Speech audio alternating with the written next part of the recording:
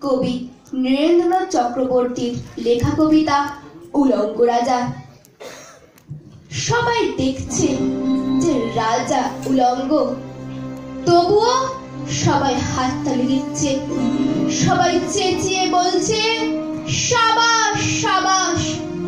কারো সংস্কার, কারো ভয়, কেউ বা নিজের বুদ্ধি অন্য মানুষের কাছে বন্ধক দিয়েছে, কেউ বা পরান্ন ভোজি, কেউ কৃপা প্রার্থী ও মেধার প্রবঞ্চক, কেউ ভাবছে রাজবস্ত্র সত্যি অতীব সূক্ষ্ম, চোখে পড়ছে না যদিও তবু আছে, অন্তত থাকাটা কি নয়।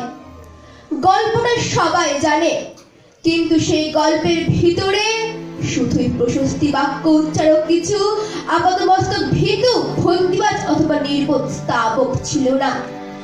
একটি শিশু ছিল, সত্যবাদী, সরল, সাহসী একটি শিশু। নেমেছে গল্পের রাজা বাস্তবের প্রকাশ্য রাস্তায়। আবার হাততালি উঠছে মুহুর্মুহুর, জমে উঠছে স্থাবকবৃন্দের ভিড়। কিন্তু সেই শিশুটিকে আমি ভিড়ের ভিতরে আজ কোথাও দেখছি না। শিশুটি কোথায় গেল? কেউ কি কোথাও তাকে কোনো পাহাড়ের গোপন গুহায় লুকিয়ে রেখেছে? নাকি সে পাথরে ঘাস মাটি নিয়ে খেলতে খেলতে ঘুমিয়ে পড়েছে কোনো দূরে নির্জন নদীর ধারে কিংবা কোনো প্রান্তরের গাছের ছায়ায়? যাও, তাকে যেমন করে হোক খুঁজে আনো।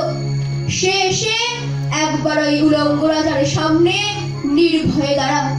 সে এসে একবার ওই হাততালির ঊর্ধ্বে গলা তুলে জিজ্ঞাসা করুক, রাজা তোর কাপড় কোথায়?